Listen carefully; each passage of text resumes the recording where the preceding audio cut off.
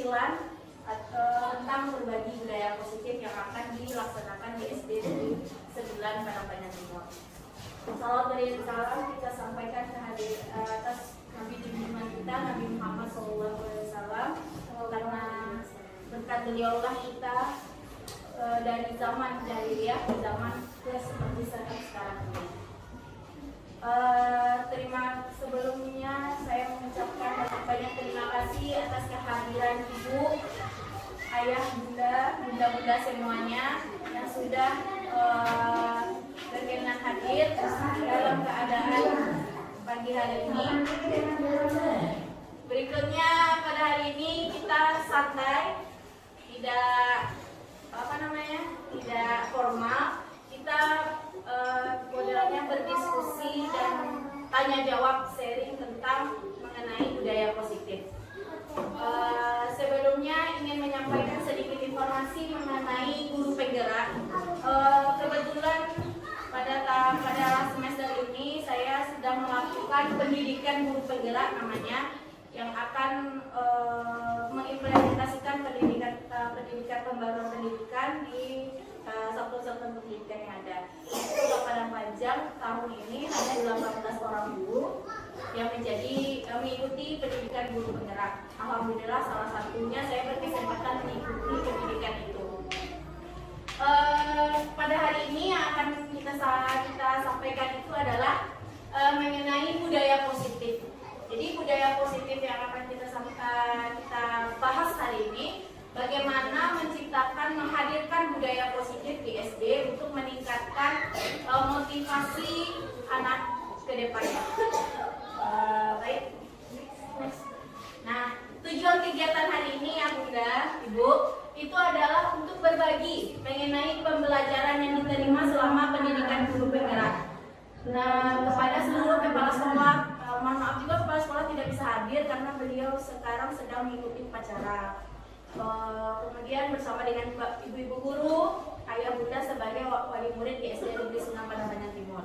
Kemudian untuk menyamakan pola budaya positif. Jadi ketika di sekolah sudah menerapkan budaya positif, diharapkan nanti di rumah juga dicoba juga budaya positifnya, supaya budaya positif yang ada di sekolah bisa menyambung dengan budaya positif yang juga diterapkan di rumah. Tapi saya juga yakin pasti budaya positif juga yang diterapkan di rumah, cuman namanya saja yang baru sekarang ya Bu. Berikutnya meningkatkan komitmen penerapan budaya positif di lingkungan sekolah dan rumah. Jadi kita berkomitmen untuk merubah budaya sebenarnya yang sudah baik menjadi lebih baik lagi. Kemudian dengan tujuan kita berkumpul hari ini, kita dapat membudayakan budaya positif yang telah ada. Selanjutnya kita masuk ke tujuan pendidikan. Nah, ayah bunda semuanya, ibu, tujuan pendidikan sebenarnya adalah menuntun kodrat dari anak. Kodrat anak di sini adalah karakteristik ciri-ciri mereka secara pribadi, secara utuh kepada kebahagiaan. Bahagia mereka secara utuh, kemudian mendapatkan kebijaksanaan. Bijaksana mereka menentukan pilihan yang baik. Kemudian dengan kebahagiaan dan kebijaksanaan yang setinggi-tingginya, mereka mampu mandiri secara individu, kemudian mampu juga untuk berbaur sebagai bagian dari suatu masyarakat. Itu tujuan dari pendidikan. Jadi pendidikan hari ini untuk gambaran anak-anak kita ke depannya. Jadi kalau pendidikan hari ini baik, maka gambaran untuk anak-anak kita ke depannya juga jauh jadi lebih baik. Itu tujuan dari pendidikan. Kemudian, nah ini yang paling penting. Mari kita rubah haluannya. Kadang-kadang ayah bunda-bunda atau ibu-ibu mengatakan bebedo banyak anak zaman sekarang. Tahun patang juga tahun ini bebedo. Kadang gitu anak awak dulu waktu zaman dulu nak modeko barangai do, anak-anak kini modeko barangai itu nak yang budaya. Nah, karena menurut penelitiannya bahwa anak-anak itu memang unik sebagai mereka apa adanya. Mereka unik dengan bawaan dari dalam diri mereka. Jadi bayangkan sebuah kakak dan adik saja bahkan berbeda tuh, anak kembar yang sama lahirnya, antara anak kembar yang lahir pertama dan lahir kedua beda menit saja sudah beda sifat dan karakteristiknya. Jadi mari kita pandang anak-anak secara keseluruhan. Oh, ini uniknya, ini lebihnya, ini kurangnya. Tapi jangan dipandang kurangnya, karena mereka pasti akan hebat di tempatnya masing-masing. Berikutnya, ini dia. Apa ya budaya positif? Budaya positif itu adalah nilai keyakinan yang sudah ada dari diri mereka, cuma kita hanya di sekolah menyebalkan keyakinan yang lah positif tadi. Keyakinan positif itu pasti diterapkan di rumah, nak ya bunda, ibu, pasti diterapkan dari rumah. Jadi di sekolah kita hanya menebalkan hal-hal positif, memudarkan hal-hal negatif. Jadi sebenarnya anak-anak sudah membawa karakteristik positif dan negatif dari dalam dirinya. Jadi tugasnya ibu guru, tugasnya bunda di rumah itu adalah menebalkan hal positif, memudarkan hal negatif. Itu yang perlunya, Bu. Kemudian sehingga nanti akan muncul nilai-nilai yang baik dari dirinya. Nilai bergotong royongnya, nilai bekerja sama, nilai kebaikan, nilai-nilai yang akan mereka bawa nanti ke depannya. Kemudian setelah kita paham budaya positif ini, sebenarnya budaya yang memang tiap hari kita lakukan. Kita lakukan tanpa sadar. Nah, kalau dalam pendidikan, budaya positif itu bisa kita ciptakan dengan yang pertama disiplin positif. Disiplin positif untuk memenuhi kebutuhan dasar peserta didik atau kebutuhan dasar dari anak-anak. Kita harus tahu dulu apa kebutuhan dasar anak, supaya kita bisa menerapkan nilai-nilai kebaikan. Ketika kebutuhannya sudah terpenuhi, maka nilai yang akan kita tanamkan akan gampang aja masuknya lagi, Bu. Kemudian menghindari proses pemberian hukuman dan penghargaan. Kita selama ini, nak, supaya anak-anak mau mengerjakan sesuatu kita kasih bintang. Bahkan saya juga melakukan hal seperti itu. Dikasih bintang ya siapa yang berpuasa. Terus setelah beberapa hari kemudian saya tidak ngeprint bintang lagi, tidak mau lagi berpuasa. Seperti itu ya. Jadi ternyata proses pemberian hukuman dan hadiah tidak seefektif itu untuk menimbulkan nilai-nilai kebaikan dari diri anak.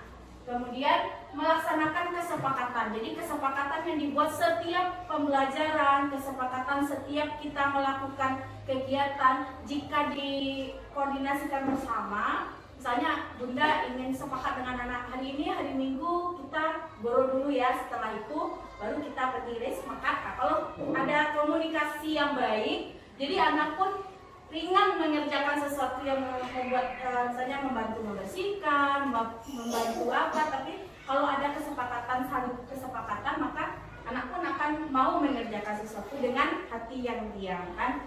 Kemudian menerapkan posisi kontrol yang tepat. Nah, posisi kontrol ini adalah ketika anak ada melakukan kehilafan, kesalahan. Kita harus menempatkan posisi yang kontrol yang tepat terhadap diri kita sehingga anak-anak nanti akan mampu mengambil nilai positif dari kejadian. Jadi dia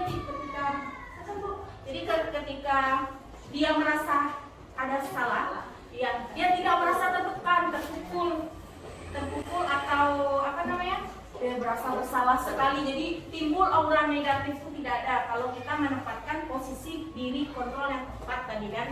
Kemudian yang pertama, yang berikutnya paling penting sekali yang sebenarnya mungkin ada kita lakukan, cuma namanya saja yang diperbaharui. Itu melaksanakan segitiga restitusi namanya. Segitiga restitusi itu adalah pendekatan kita kepada anak supaya ketika masalah yang terjadi bisa diambil pembelajarannya dengan baik. Gitu ya, Bu. Kita coba sambil santai, nanti ada kita tanya jawab supaya lebih menarik nantinya. Nah, disiplin positif itu merupakan suatu pendekatan yang mengajarkan peserta didik untuk bertanggung jawab. Bertanggung jawab tanpa hukuman. Bertanggung jawab tanpa hukuman dan hadiah. Jadinya mengerjakan sesuatu itu tidak perlu karena takut dihukum, tidak perlu karena hadiah, tapi karena dari dalam dirinya itu yang mau dicoba diusahakan agar anak-anak melakukan sesuatu atas merupakan nilai dari dirinya sendiri. Kalau dia bangun pagi, bangun pagi karena dirinya ingin jadi orang yang disiplin. Nah, kalau sudah muncul nilai diri yang positif, maka nanti akan muncullah kesadaran akan nilai-nilai kebajikan. Kemudian nilai-nilai kebajikan tadi akan menjadi keyakinan diri yang akan dia bawa nanti sampai besar nanti. Nah, sebenarnya Bunda dan Ibu-ibu, yang paling sulit itu adalah mengontrol perilaku orang lain. Setiap hari kita tidak akan mungkin mengontrol perilaku orang lain. Ya nak, perilaku anak sendiri saja susah orang mengontrol kan. Jadi yang bisa mengontrol diri perilakunya adalah mereka sendiri. Jadi kalau kita nggak mungkin 100% mengontrol mereka. Kalau diinsek mato kata anak, kalau di depan mato iya lah dia mato. Kalau lah tidak tuh di depan mato ala yang lain lah dikata aja anak itu pun terjadi gitu kan. Jadi kalau kita membiarkan mereka mengambil keputusan, membiarkan mereka belajar tentang nilai-nilai positif, mereka itu akan tertanam menjadi akar dalam diri mereka. Jadi Bunda tinggal mengarahkan aja, ini yang benar. Nah, gimana? Kalau mereka sudah tahu dengan nilai kebenaran, Bunda pasti akan gampang sekali mengarahkan mereka ke mana arah yang lebih baik untuk diri mereka sendiri. Hanya saja, memang untuk menerapkan ini harus butuh pengulangan, komitmen. Memang kita tahu ini yang terbaik, ini yang akan kita lakukan untuk anak ke depannya. Tapi kalau hanya sekali saja Bunda berubah, besoknya tidak, anak akan menjadi ragu. Yang mana yang benar ini? Kan gitu. Tapi kalau kita melakukannya dengan konsisten, berkomitmen, perlahan-lahan, insya Allah akan ada muncul perbaikan sikap. Pertama-tama menerapkan budaya positif di kelas 3 memang susah ketika itu. Tapi ketika mereka tahu mana yang benar, mana yang salah, diingatkan saja, apa itu kan sudah benar berlakunya. Tidak Bu, dia langsung meminta maaf. Bahkan ada duta minta maaf di lokal kelas 3. Nah dia kalau merasa dia salah tanpa disuruh, dia langsung minta maaf, besar hati dia meminta maaf ketika itu salah. Jadi mereka bisa saling menjadi guru masing-masing dengan sikapnya mereka yang masing-masing seperti itu ya Bu. Nah, untuk menerapkan nilai positif tadi Bunda, Ibu, kita harus tahu kebutuhan yang harus kita penuhi dari si anak tadi. Jadi si anak-anak yang manis, yang cantik-cantik, ganteng di rumah itu perlu dengan rasanya kasih sayang dan rasa diterima. Nah, kasih sayang dan rasa diterima ini tidak adanya perbandingan antara saudara tua, saudara tengah, atau si bungsu. Nah, boleh ada perbandingan karena mereka tuh unik masing-masingnya. Ya kan? Nggak boleh karena baalah kakak kebedo bana jo adik, baalah adik kebedo bana jo kakak, namo itu gitu kan. Tapi memang anak-anak tuh unik pribadinya.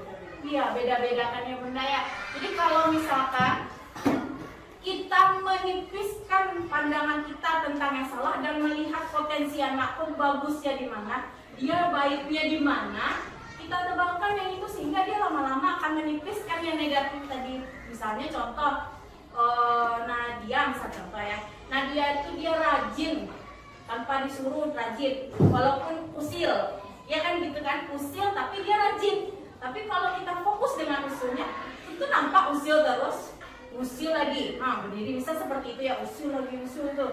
Tapi lupa kita dengan kerajinan dia, keringan tanganan dia menolong, gitu. Kebaikannya jadi lupa kita Bunda. Tapi kalau kita fokus dengan hal positif, jadi merasa diterima. Oh iya, saya memiliki pengaruh nih di kelas, saya rajin gitu. Jadi dia dengan semangat pergi ke sekolah, semangat menolong tanpa disuruh. Biarkan dia yang piket, bisa seperti itu. Biar Husna yang piket Bu, biar Husna tolong. Bahkan kalau mereka menebalkan rasa saling tolong menolong tadi, tanpa disuruh, kalau ada teman yang tidak piket, dia dengan tangan menolong yang piket seperti itu. Kalau memang itu sudah menjadi nilai kebaikan dari dalam dirinya tanpa disuruh. Kemudian penguasaan, ketika dia sudah merasa diterima, dia merasa menguasai sesuatu. Oh iya, berarti saya hebat di sini nih. Jadi dia tambah rajin setiap hari tanpa disuruh. Bahkan minta PR terus misalnya gitu. Ada PR hari ini Bu, ada PR hari ini, karena dia merasa dia menguasai hari itu gitu kan. Diberikan kebebasan. Terkadang di dalam kelas kita, kalau saya pribadi bertanya besok mau belajar tentang apa, maunya bagaimana. Maunya diskusi kelompok Bu, pakai LKPD, besok disiapkan. Jadi bebas mereka memilih mau seperti apa besok belajarnya. Bu, kami mau belajar di luar, membuat poster di luar, dibawa oleh guru-guru. Semua kelas di sini pada umumnya Bapak Ibunya sudah menerapkan hal yang seperti ini. Jadi kalau bisa kita saling sinkron. Di sekolah kita memberikan kebebasan anak untuk memilih, di rumah juga kita berikan kebebasan untuk memilih, tapi kita arahkan pilihannya ke dalam pilihan-pilihan yang positif, sehingga apa yang sudah ditanamkan di rumah di sekolah itu sama. Kemudian adanya rasa kesenangan, ketika mereka senang mengerjakan sesuatu, mereka tidak akan merasa lelah. Disuruh ini, disuruh itu, kalau mereka senang, mereka tidak akan pernah lelah untuk mengerjakan. Malah minta tambah lagi Bu, ada KPD lagi Bu, padahal KPD yang pertama udah banyak, ada lagi Bu, ada lagi Bu. Itu karena memang mereka mengerjakannya karena senang dan suka pula berdiskusi, bekerja sama dengan teman-temannya. Kemudian ada kebutuhan untuk bertahan hidup. Kalau anak tidak dipenuhi kebutuhan bertahan hidup, misalnya contoh ya Bu, ada nih anak tuh datang ke sekolah tidak sarapan misalnya, tidak terisi makan, terus kita mengajar, dia tentu lelah. Kalau gurunya nggak tahu, misalkan guru nggak tahu, kenapa tidur aja, kenapa ini, itu marah gurunya kan. Padahal sebenarnya kebutuhan dasarnya makannya tidak terpenuhi, itu lapar. Kalau lapar tentu tidak semangat belajar. Kalau tidak semangat belajar tentu gravitasi kepala dengan meja lebih kuat gravitasi meja, sehingga dia ini aja terus kecewa.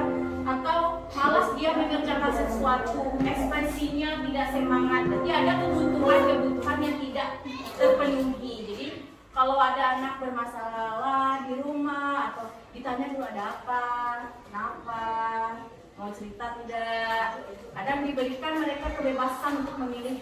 Kalau belum mau cerita berarti belum siap, ditunggu nanti siapnya kapan. Nah seperti itu ya Bunda. Jadi sama kita yang di sekolah dan di sini. Nah dari kebutuhan dasar tadi terpenuhi, nanti akan muncullah motivasi perilaku.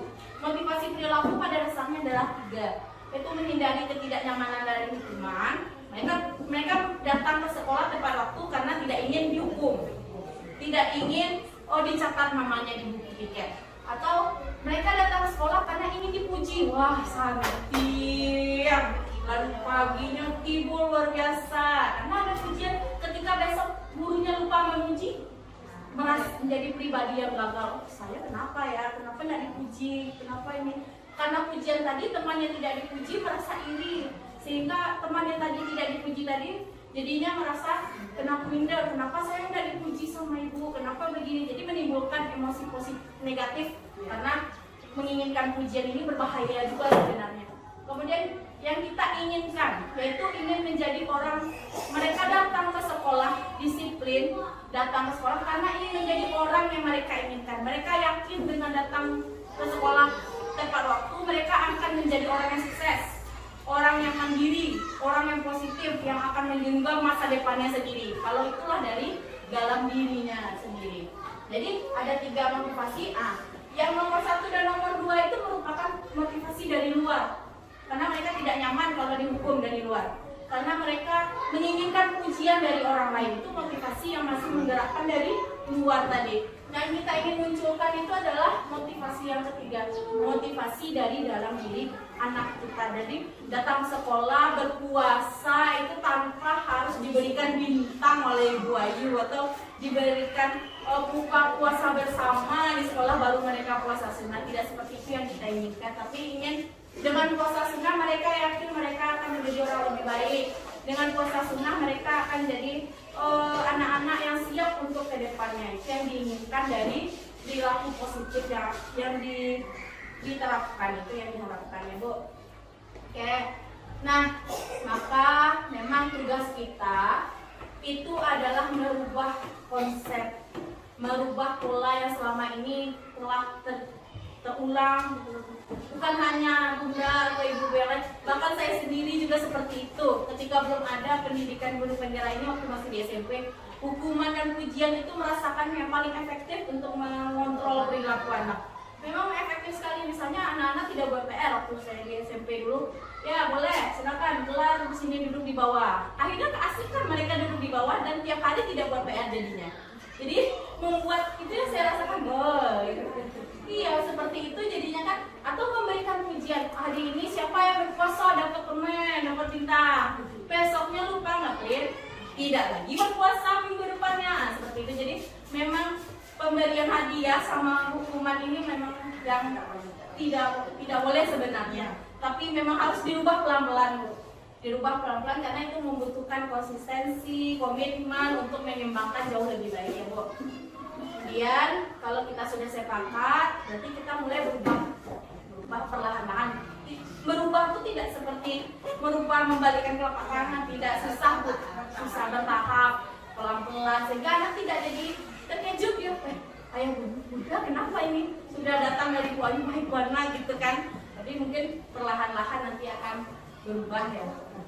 Kemudian, nah kalau nilai sudah ada, motivasi mereka yakin dari dalam, maka tugas guru menggiring membuat keyakinan kelas. Sebenarnya di sini sudah banyak keyakinan kelas ini.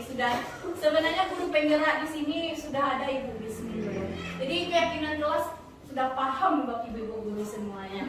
Luar biasa. Saya hanya menebalkan saja yang sudah ada di sini ya, Bu. Kalau keyakinan kelas kita harus melibatkan anak. Keyakinan di rumah juga harus melibatkan anak. Misalkan kalau ingin rapi bagaimana ya? Membersihkan rumah. Mereka yakin kalau mereka dengan membersihkan rumah akan rapi. Buat kesepakatan.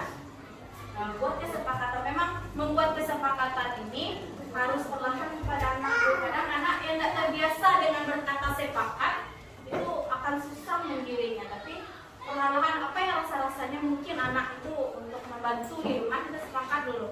Kalau mau rumahnya bersih, bagaimana ya Nadia? Pasti mereka tahu membersihkan rumah, Bu. Nah, mereka tahu tuh, sepakat dia tuh. Habibi, kalau misalkan Habibi halaman rumah kotor, harusnya bagaimana ya Habibi? Gitu tanya. Oh dibersihkan Bu, kayak gitu kan. Jadi kalau mereka sepakat, untuk mencapai kata sepakat dengan anak, jangan harapkan itu akan mudah, Bu. Ya, jadi Bu, setelah ini, kayaknya mudah banget menyepakati. Kalau dengan anak di rumah kan, tidak semudah itu, Bu. Memang harus susah. Tapi mulailah dari hal yang kecil yang akan mereka sepakati. Itu triknya kan. Bunda pasti tahu anak-anak gimana di rumah. Mulai dari hal yang rasa-rasanya mereka akan sepakat dengan itu. Itu kita mulai dulu sepakat. Ah, kalau udah rasanya bisa, kita naikkan kesepakatan yang lain. Perlahan-perlahan, jangan langsung Ibu mengharapkan setelah ini anak-anak yang baik ini akan sepakat Ibu di rumah juga. Mungkin harus adanya ya step by step pengulangan satu persatu ya, Bu. Oke, kita lanjutkan kalau sudah yakin. Jadi iya. Ya kadang kan kita maunya cepat aja. Setelah ini anak-anaknya pahami, sepakat. Ya, tapi kalau Bunda ketika menerapkan itu tidak sepakat, nggak mau lagi besoknya. Jangan seperti itu. Dicoba perlahan-lahan ya Bunda ya. Kemudian iyo dari kan dulu gitu kan. Nah, ini dia posisi kontrol yang harus kita pahami. Dalam kehidupan kita sehari-hari ada 5 posisi kontrol diri kita terhadap orang lain. Yang pertama penghukum, misalkan mereka berbuat salah, dihukum dengan hukuman yang tidak disepakati sebelumnya. Misalnya mereka terlambat, buang sampah, atau berbaris di lapangan sendirian menghormat bendera, bisa seperti itu kan. Berarti kan hukuman itu yang tidak melibatkan apa yang mereka salah awalnya. Nah, itu yang hukuman. Kemudian kalau pemberi rasa bersalah, kenapa ya Hana, kok Hana bersikap seperti itu? Nggak kasihan Hana dengan ibu, nggak kasihan Habibi dengan apa, bisa seperti itu. Nggak kasihan Husna dengan Bunda, nak. Kok bersikap model itu, nah ibu aja Bunda. Masih ada kayak gitu nak, kok. Hati-hati dengan membuat rasa bersalah. Kenapa? Karena itu akan tertanam merasa diri mereka tuh gagal sekali ketika kita membuat mereka bersalah. Ya mau dikuban awak ternyata ya, mau dikuban Bunda di gara-gara awak. Itu yang memang hati-hati dengan memberi rasa bersalah itu, Bu. Kalau menurut awak memberi rasa bersalah kan ingin menekankan pada ibu sabarnya itu kan calia lah kayak gitu nah. Modeku Bunda, modeku ibu, modeku mama, anak menolong mama doang. Kan model itu atau iya terbicara kayak gitu, anak akan tertanam ini si gagal itu kan dirinya sebagai seorang anak. Jadi harus berhati-hati dengan memberi rasa bersalah. Kalau bisa dihindari, kalau bisa jangan seperti itu. Karena mereka di usia-usia itu belum akan tahu mana yang baik dan benar. Jadi kalau ibu menuntut, mereka akan mengetahui posisi bunda di rumah, posisi kehidupan mama atau ibu-ibu di rumah. Tentu tidak mungkin loh, gitu kan? Karena mereka adalah pencontoh pelihat. Nah, jadi kita mari sama-sama kita hindari pemberi rasa bersalah itu ya benar. Dicoba-coba. Kemudian posisi teman ini kayak menurut kita kan teman itu masih lumayan oke lah kalau temannya, karena kita mengajak mereka secara sesama ukuran sama besar, tapi membuat anak menjadi tidak mandiri. Kalau tidak dengan kita, mereka tidak mau. Kalau tidak dengan, misalnya saya sajalah yang sudah menyalahkan teman ini berbahaya ternyata. Si Hanafi kalau tidak ada saya, tidak mau. Ini akibat pembuatan konsep kontrol teman ini tadi. Pendekatan berbahaya, kalau tidak ada saya ke sekolah, dia akan aku mana-mana gitu. Dan itu yang harus dirubah, perlahan-lahan dirubah. Saya juga berubah, semoga ibu, bunda, mama akan juga berubah juga ya. Kemudian posisi pemantau dan manajer. Nah, yang paling bagus adalah posisi manajer. Tapi untuk menerapkan posisi manajer memang butuh pengulangan, butuh kesabaran. Tidak akan langsung paham anak-anak dengan posisi yang kita bilang tadi. Posisi manajer ini ketika anak bersalah, kita tanya kenapa bersalah, kenapa seperti itu. Jadi kita bertanya kalau mereka salah. Tidak kita menentukan mereka itu salah. Dari diri mereka, oh iya saya salah karena begini. Oh iya. Jadi salah yang mereka kerjakan, dia mendapat, oh iya saya salah begini. Mendapatkan pelajaran dengan posisi manajer itu ya. Itu tujuannya. Tapi pada pengaplikasiannya kemarin itu ada diskusi panas mengenai 5 posisi kontrol. Apakah dengan anak yang tidak bisa dimanajeri lagi tetap juga dimanajer gitu kan? Tidak, tapi diberikan situasi sesuai dengan karakter anak. Kalau karakter anak, misalnya anak-anak yang sudah dewasa biasa keras, dia anak-anak SMP atau anak-anak SMA atau biasa keras di rumah, dengan posisi manajer biasa nang ibu lo bertanya sajonya kalau ada bisa berulang lihat asal ibu tuh kan gitu. Nah jadi penerapan 5 posisi kontrol disesuaikan dengan karakteristik siswa yang akan kita hadapi. Tapi sebaiknya memang dihindari yang pendukung dan pemberi rasa bersalah ini. Disesuaikan dengan karakter siswa. Oke, selanjutnya. Nah, bagaimana cara menyelesaikan kalau sudah ada kejadian seperti itu? Yang pertama kita bisa menggunakan segitiga restitusi namanya, atau pendekatan di mana kontrol diri dan posisi mereka. Walaupun mereka salah, tapi mereka harus menggali kenapa itu dikatakan salah. Jadi kita tidak mengatakan itu salah, itu tidak betul, itu enggak. Jadi seperti itu. Tapi harus dengan dia sendiri yang memvalidasi kesalahannya. Jadi kita harus menstabilkan identitas. Misalnya dia sedang emosi, sedang menangis, biarkan dulu. Tenangkan dulu. Kenapa menangis? Kenapa? Ada apa? Ditenangkan dulu. Sudah mau cerita? Nah seperti itu.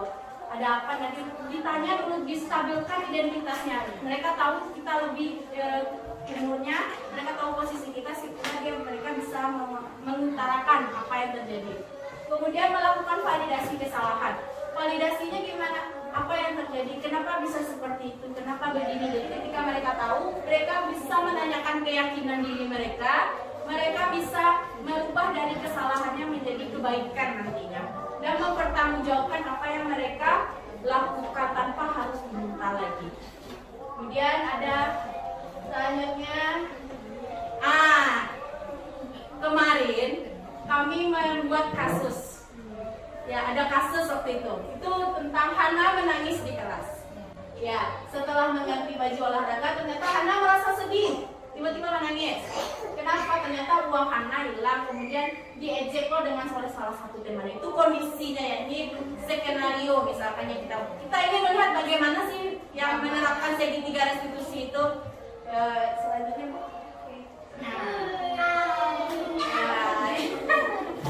kita coba segitiga restitusi yang dicoba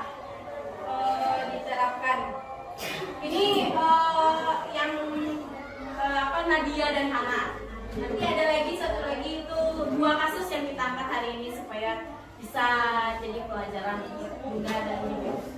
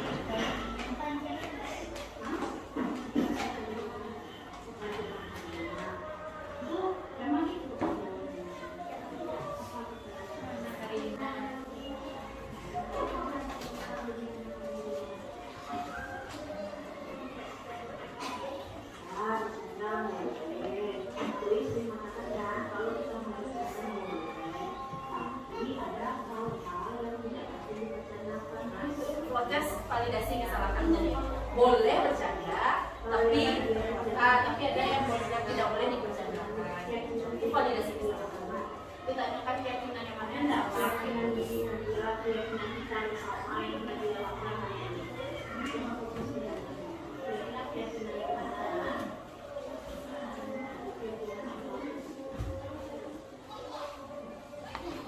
Lanjutannya Bu, kita potong ya.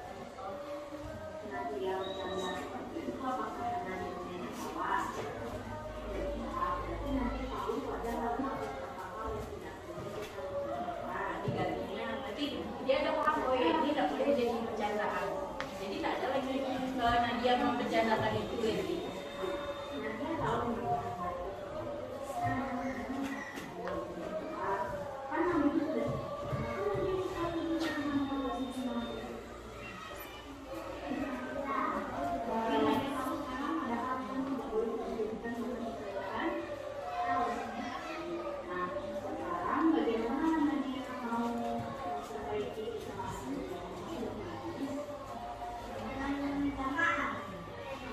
dari dirinya langsung menanyakan bahwa dengan keyakinan meminta maaf itu bisa hebat.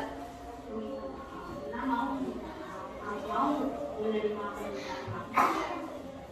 Gimana minta maaf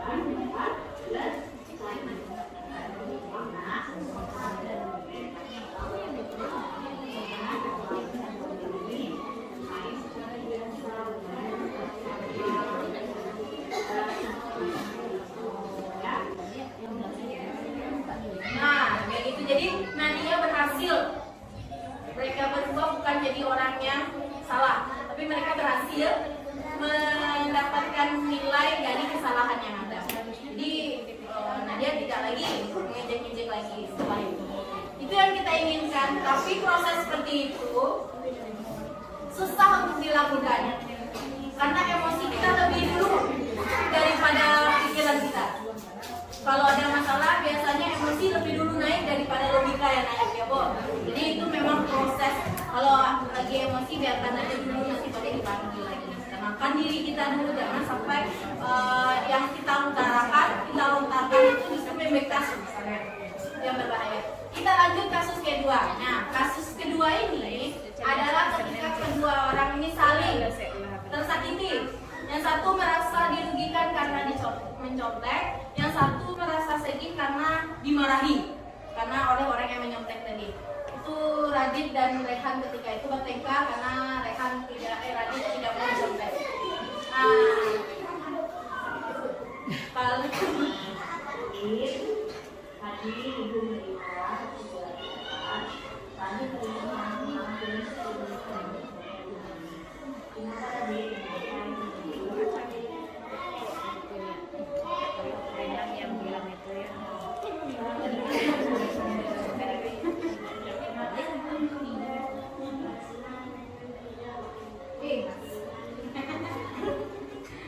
itu memang benar di kantor iklan. Iya, memang di kantor ketika itu menyelesaikan.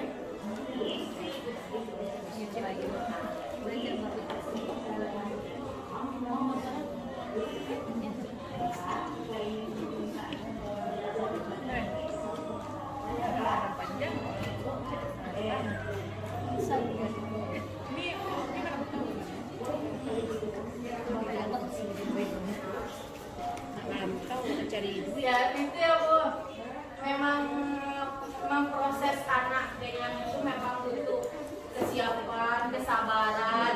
Kalau waktu dia berbuat salah kita langsung emosi, berarti nggak mungkin segitiga restitusi itu akan terlaksana. Kita harus tenang dulu supaya bisa menenangkan mereka yang sedang bersalah. Jadi ketika mereka bersalah, mereka tidak merasa dipojokkan, tidak merasa tertekan, tidak merasa dihakimi atas kesalahannya, tapi dicarikan solusi supaya apa yang terjadi bisa jadi pembelajaran untuk mereka. Nah, maka dari itu mari kita bersama-sama melakukan pendekatan yang penting sehingga anak-anak dapat memetik pembelajaran dari permasalahannya. Dan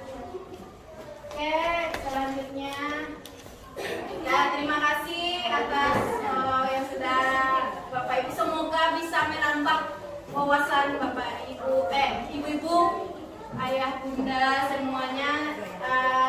Semoga apa yang bisa disampaikan tadi menyebarkan hal yang positif yang sudah ada di rumah, menyebarkan hal yang positif dan memudahkan yang sudah negatif yang terjadi. Baiklah untuk berikutnya supaya lebih apa? Boleh kita saling tanya jawab atau berdiskusi. Boleh bunda bertanya atau bagaimana? Silakan. Kalau ada yang mau ditanyakan, mau ada yang mau diklarifikasi lebih dalam lagi. Sambil itu boleh dicicipi snacknya Bu. Habis.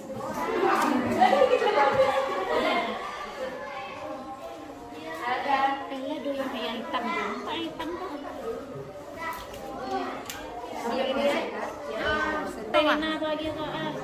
Supaya apa namanya pembelajarannya saya dapat bisa disebarkan. Hal-hal baik yang saya dapatkan di pendidikan ini bisa disebarkan kepada bunda, ibu-ibu semuanya. Boleh ada yang bertanya?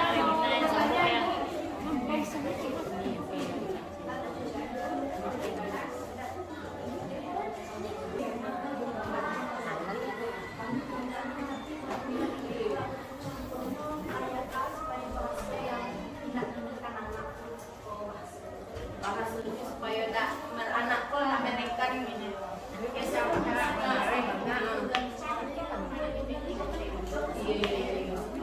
Oh iya, betul. Kadang memang kalau dari hari-harian memang kita sering ketika kita sedang lelah kita mengatakan tak mengerti jo bunda do, tak mengerti jo kalau ibu nak payah gitu kan.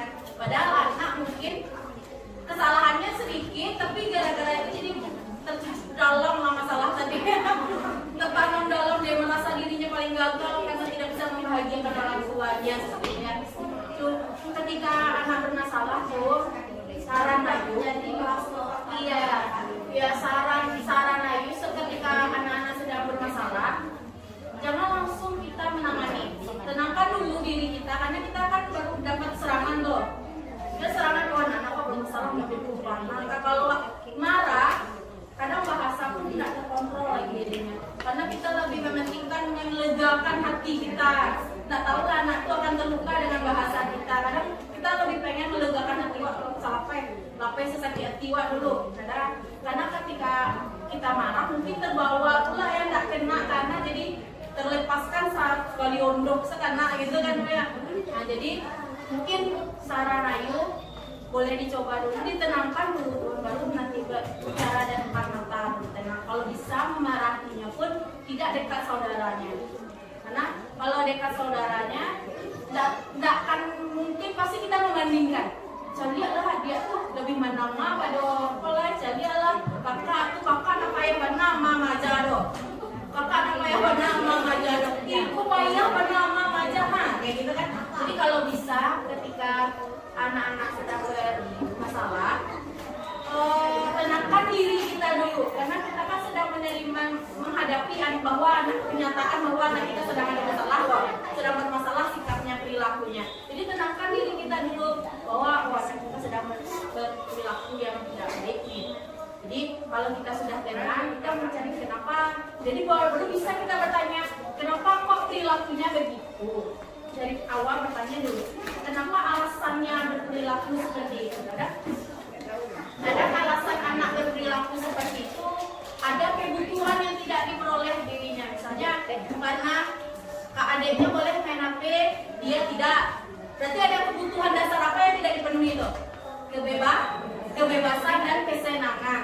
Berarti ada karena tidak terpenuhi kebutuhan tadi, makanya dia mengeluarkan perilaku yang tidak baik karena kebutuhannya tidak terpenuhi. Jadi kita tanya terlebih dahulu kenapa.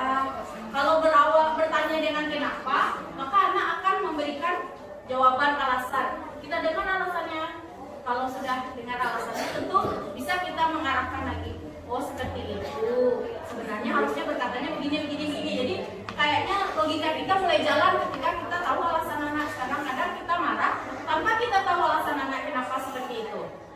Kenapa aku mau itu, enggak, aku saja nih katanya, kenapa? Tapi bertambahlah kalimat belakangnya. Dah, kami tunggal masak mana gitu kan.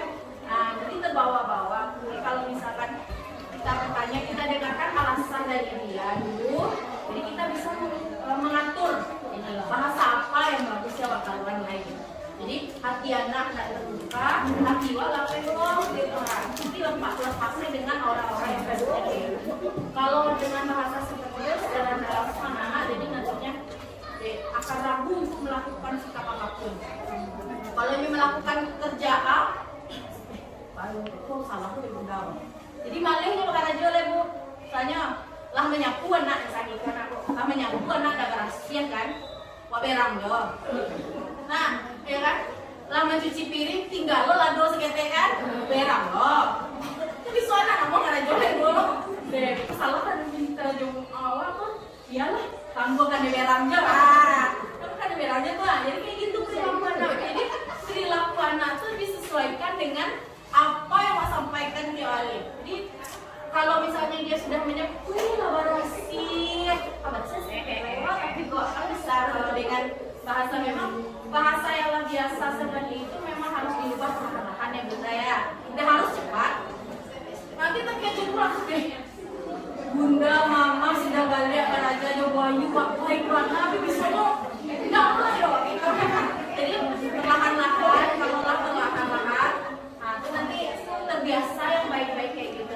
Jadi anak pergi di sekolah juga membawa perilaku positif dari guru di sekolah. Tugas kami pada guru dan bapak guru menyebarkan hal positif yang Allah dulu di rumah, memudahkan hal negatif yang dari rumah. Jadi tugas kami di sekolah memang harus kalau ada hal negatif, kalau bisa kita kudahkan perilakunya sehingga muncul yang positif baik Deyo Santiang di rumah Modeko berarti lo ya kayak gitu kan. Jadi kadang kalau misalkan guru pun kalau misalkan dalam keadaan emosi menangani anak setelah kebiasaan di rumah Modeko mungkin gitu. Kadang-kadang kalau laku mana berang mana itu kan kalau ndak ayu suruh anak keluar sebentar dulu nanti baru masuk lagi, atau saya secara pribadi keluar dulu baru masuk lagi nanti. Kok ditenangkan dulu nanti baru aku dipanggil anaknya ke ruangan yang tidak ada teman-temannya. Kalau kita marah di depan teman-temannya, berarti kita sudah sama seperti membuli dia di depan teman-temannya. Jadi sama orang tua juga bisa membuli kalau memarahi anak di depan saudaranya. Jadi apalagi ketika ada ucapan bego bana atau kakak ayah mama mengerti ya kan gitu. Dia lebih sama dia pada waktu aku kan itu aku ternyata orang tua juga ada proses membuli ya. Jadi mari kita rubah perlahan-lahan kita mungkin agak susah, tapi kalau kita lagi emosi memang bahasa itu akan terkontrol bahasa. Kalau kita lagi emosi apalagi orangnya anak luar biasa loh, gua langsung memberangan bahasa nah mungkin direm ya kayak kotor rambut longse ya kayak kamu setelah lega baru setelah itu pasti akan menang dia anak kalau lah selesai itu kalau dia benar dan dia merasa salah iya. Ada lagi bunda, semoga bisa menyerahkan. Silakan bunda. Tidak bisa. Iya. Maaf menyikapi anak yang masalah cuma ditulis dalam surat. Oh, berkomunikasi dengan surat. Cuma surat itu jangan ada lemari. Nah, iya. Boleh juga kalau ada masalah di sekolah. Tulisnya tuh bunda. Tulisnya nyuruh masalah tentang di sekolah. Maksudnya lemari itu. Cuma tanpa ada kan masuk bebas ya. Ini masuk dong. Coba dalam seharian ya. Cuma ya aku cerita dong. Sampai akhirnya makan sekolah. Kamu itu. Benar ada sore dari kak kalau lemari. Pihak yang punya langsung ada besoknya ditulis di dalam surat. Oh, berarti sama dengan nadianya. Enggak, kecil modeko kira modeko aja. Jadi Pak Allah kan aku aja dan kata punya kalau mencari surat itu langsung hari dalam lemari baru ada surat. Apa aja dulu antaranya. Iya, berarti iya. Oh, berarti Usnah lebih nyaman berkomunikasi melalui surat. Karena dia tidak bisa menyampaikan apanya yang benar. Berarti bunda harus sering-sering cek lemari tadi. Cek lemari. Bunda itu harus sering-sering cek lemari berarti. Bunda sedikit Bu Ayu bisa bunda bertanya seperti ini. habis maghrib kumpul bersama anak, gimana tadi di sekolah, bisa bertanya gimana keadaan, bagaimana dia di sekolah di hari itu. Ya, kadang yuk kok macam ni sore itu kan dia rasa hari lo. Ayo. Kok nak nampak ke sore itu. Kalau itu ini apa terus nak? Ya. Kalau dia tu apa? Jadi untuk menyikapinya bisa bunda bertanya kepada anak itu kumpul habis maghrib. Kadang yuk anak panik kalau cerita gitu tak tanya anak lain kayak gitu. Nah, usahakan dipancing anak sehabis maghrib. Tadi kawan ditanya. Ya masalahnya memang karakter anak berbeda. Iya, emang berbeda, tidak ada yang sama. Yang PKK ini lebih celoteh apaan masalahnya adanya cita rasa. Iya. Cuma kenapa ditulis di surat surat perlu anak. Mungkin iya literasi nomor 1 berarti. Mungkin Husna karena dia berperan sebagai kakak. Dia tidak mau mungkin karena dia harus mandiri melihat adik-adiknya yang lain. Mungkin karena dia kakak, dia harus merasa dia mandiri. Gimana dia nanti jadi contoh si Fadil, contoh yang lain kan. Jadi mungkin dia memperlakukan dirinya sebagai anak yang mandiri, harus mandiri. Padahal mungkin bundanya enggak menuntut kemandirian itu dari Husna. Cuman karena Husna melihat, Husna lebih lebih sensitif dengan melihat keadaan, makanya dia enggan untuk menceritakan. Karena mungkin dia memposisikan dirinya sebagai anak pertama, adik-adiknya banyak yang kecil gitu kan. Jadi dia pengen jadi anak yang mandiri. Mungkin ya bunda lebih kadang-kadang karena ada yang si kecil, ya apa, kadang-kadang ada perhatian jadi kadang-kadang mungkin dia butuh perhatian ditanya aja. Dia soal-soal tanya kasih Husna. Karena dia kalau mencari Husna, dia sudah jadi anak mandiri daripada anak-anak di kelas 3 yang lain. Jadi mungkin karena terbiasa mandiri di rumah, bahkan dia bisa mengayomi si Salu. Jadi Salu sama Husna terus, karena merasa dapat figur kakak dari Husna.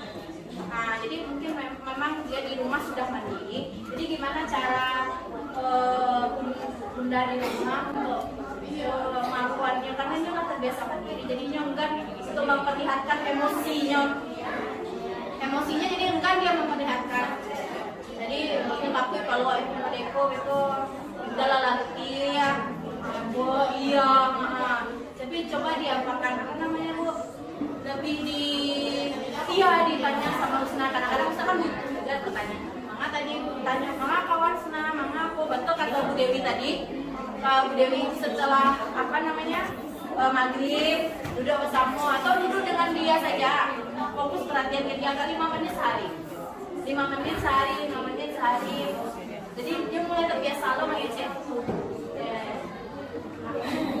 Lebih terbiasa ngomong lagi.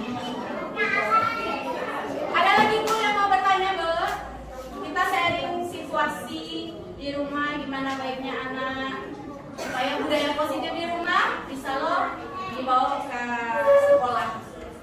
Nah, itu tujuan. Jadi di sekolah sudah menerapkan budaya positif nih. Diharapkan juga di rumah lebih menerapkan lagi yang budaya positif yang ada. Gitu. Jadi anak-anak jadi terbiasa pula di rumah. Kadang kalau di rumah anak-anak terbiasa dengan bahasa keras, tiba di sekolahnya karelo, kayak diapakan.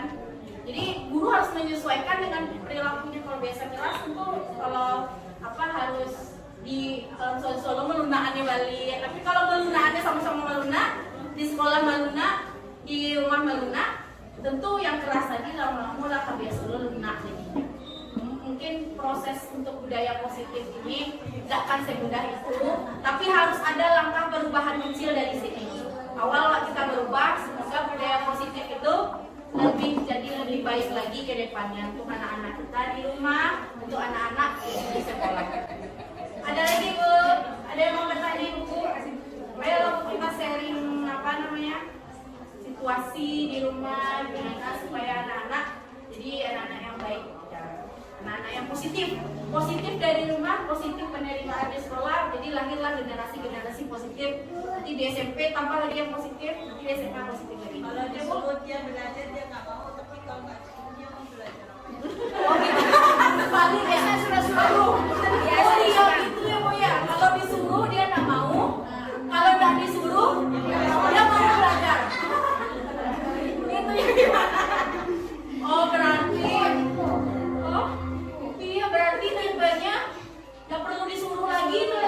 lah ada nilai positif di mungkin kan di kalau pernah anak awak sebagai ibu-ibu yang luar biasa mau menyuruh sekali 1000 kali ngulangnya ya nak kadang acak pernah begitu alu jelek baru lu mengabar kamu alu jelek langsung ya kayak gitu kan padahal mungkin ya butuh waktu lo untuk mengerjakan sesuatu. Nah bisa lo kayak bahkan robot aja ada loadingnya. Robot aja ketika disuruh mengerjakan sesuatu ada pula loadingnya mengiyakan boleh nggak nih bagus nggak nih dirinya baru boleh bekerja kan gitu. Apalagi anak-anak kita bu. Nah, jadi ketika menyuruh sesuatu harus bersabar dulu. Nah, ditingkatkan ketebalan rasa sabarnya. Jangan anak-anak nanti disuruh pengennya langsung berdiri. Nah, dan tidak akan ada ya bunda ya. Tidak akan ada anak disuruh cuci piring dari dia duduk menonton kesenangan dia, suruh cuci piring. Tunggu sejam dulu mungkin. Nah, tunggu sejam dulu jadi. Nah, ya kayak gitu kan memang butuh proses. Jadi sudah dicuci mungkin pelan-pelan pendekatannya agak lebih jadi gimana ya memang itu tuh dilema jadi orang tua ibu ya kok jadi anaknya menggari waktu kalian apa kalau kamu masih apa kewenangan apa ayo mbak cuci piring kan kamu menolong kita kayak sendiri dia kan udah jadi anak-anak orang sama ada tunggu sebentar ya bunda kamu cuci bunda kamu cuci piringnya gitu tapi nggak benar iya tapi nggak benar hal-hal yang model itu memang harus dia bersabar aja ya kalau anak biasa kita melatih kesabaran diri kita anak jadi tentu lagi terlalu dia anak kan dia butuh proses oke dia udah kayak si boy sedenya memang nggak susah benar susah sekali tapi memang itu butuh prosesnya iya kadang memang iya tapi kalau lah ditutupnya jendela katakan gue mantap makasih lah bertanggung jawab Hariko dia nak agak hujan positif awal kalau cie atau tutupi baru nyampe ada merah kita menurut yang lain lah gitu kan jadi ibu perlahan-lahan itu berarti kalau anak ibu dia tidak disuruh lah baraja tapi tidak usah disuruh hebat anak ibu coba tanpa harus disuruh lah ada motivasi untuk baraja berarti ibu tinggal mengingatkan aja lah jadi suruh kan mengingatkan saja mama ini asal kalau mau itu ke sana bu kalau disuruh ada kata yo tidak disuruh kalau berarti diingatkan saja lah ini berarti diingatkan kalau aku tadi kalau aneh saja berarti biar aja kalau ada perilakunya memang yang menyerapkan itu anak muda ada yang betul ibu kecil pandai-pandai bu Ayu memang payah bu Ayu pun susah loh gitu tapi kita bergerak dari hal yang positif dewa supaya lebih positif lagi ke depan sebenarnya di pembelajaran bunda-bunda di rumah pastilah ada yang positif lebih diterbawakan lagi yang positifnya yang rasa-rasanya oh ya salah kepada itu diubah yang dikurangi yang salah tadi diubah arah positif merubahnya jangan terlalu langsung merubah merasa itu benar itu harus mungkin tidak akan sesuai Joanna langsung tapi harus step by step perlahan-lahan berubah dari yang apa namanya yang merasa kalau kamu sesuatu ternyata tidak seperti itu karakter anak kita kan jadinya yang terbentuk ini perlahan-lahan kita berubah jadi yang lebih baik jadi bunda lebih baik positif di rumah di sekolah ditampung juga dengan hal positif bayangkanlah bagaimana anak-anak kita tuh nanti ke depannya ketika menjadi anak-anak yang lebih bertanggung jawab punya nilai kepribadian yang positif tahu benar salah lebih jadi kita mengarahkannya gampang Bu tapi untuk mencapai impian yang seperti itu harus ada gerakan langkah awal waktu yang dibutuhkan kadang untuk melangkah di awal benar dia rasa nggak mampu dia rasa kata-kata Joan budaya positif itu dong kita saya sendiri ketika mengajarkan budaya positif itu di kelas kelas 3, saya merasa nggak mampu awalnya. Bagaimana anak seperti ini mau menerapkan budaya positif kayak gitu. Tapi kalau nggak kita coba, nggak akan nampak hasilnya. Pertama kali mencoba itu memang rasanya dia percuma saja kalau pakai posisi kontrol manajer, pun akan ngerti anak, tapi diulang lagi, dicoba lagi. Perlahan-lahan mereka mengerti walaupun harus dengan pertanyaan-pertanyaan pemandu yang mengarahkan jawaban positif dari anak. Nanti bisa juga jadi kiat untuk Bunda arahkan pertanyaan kita kepada anak sehingga dia bisa menjawab jawaban yang positif juga. Jadi bisa ditebalkan diri mereka sendiri nilai kebajikannya. Ya Bunda, ada lagi Bunda? Ibu. Dan terima kasih kepada Bunda semuanya sudah menyempatkan hadir di tengah-tengah kesibukan yang padat merayap di rumah, kerjaan, sibuk, tapi masih berkesempatan ada motivasinya untuk hadir di sini demi kemajuan, demi perubahan anak. Semoga apa yang disampaikan hari ini bisa sinkron positif kita di sekolah dan di rumah. Jadi kalau kita sama-sama positif, baru betapa baiknya anak-anak nanti ke depan. Itu yang saya bayangkan ketika kalau Samu di sekolah juga di rumah, perlakuan kita terhadap anak, memandang anak itu memang pribadi yang mereka unik masing-masing. Bagaimana anak itu akan berkembang dengan potensinya kalau kita memandang hebatnya dipandang, salahnya kita pudarkan, kita arahkan dia ke yang lebih baik. Terima kasih saya ucapkan kepada Bunda, semoga apa yang saya sampaikan bisa bermanfaat, bisa menambah yang sudah lebih paham. Sebenarnya pengalaman Bunda-Bunda semuanya lebih paham dengan ini ketimbang saya, tapi saya ingin menebalkan yang lebih pemahaman lagi kepada Bunda. Terima kasih atas kesempatannya. Saya ucapkan Assalamualaikum warahmatullahi wabarakatuh. Baik, untuk berikutnya ibunya Bayu ya.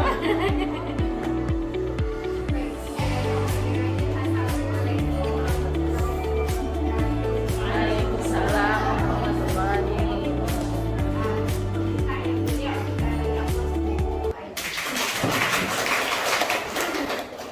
Jadi yang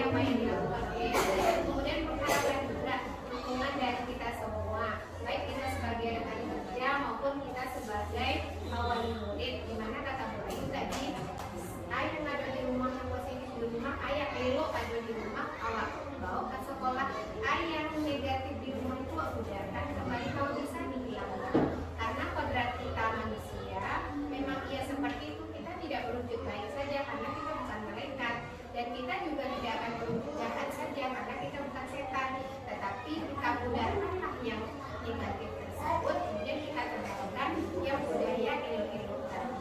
Apa yang ilmu? Yang pasti saja satu, setiap anak kita ini punya potensi, punya kelebihan apapun itu, dan kita posisikan dia di kelebihannya. Mungkin itu saja dari kami. Kenapa yang disampaikan oleh kami sangat inspirasi sekali, sangat kita apresiasi sekali. Mudah-mudahan ke depannya kita yang banyak budaya positifnya berarti generasi berikutnya kita nanti menjadi orang dewasa yang sangat punya tanggung jawab terhadap dirinya dan lingkungan surga bumi. Terima kasih Bu Ayu atas bergabung positifnya hari ini. Mudah-mudahan menjadi amal suria dan kita semuanya mendapatkan hikmah dari apa yang disampaikan oleh saya akhiri dengan wabillahi taufiq wal hidayah. Assalamualaikum warahmatullahi wabarakatuh.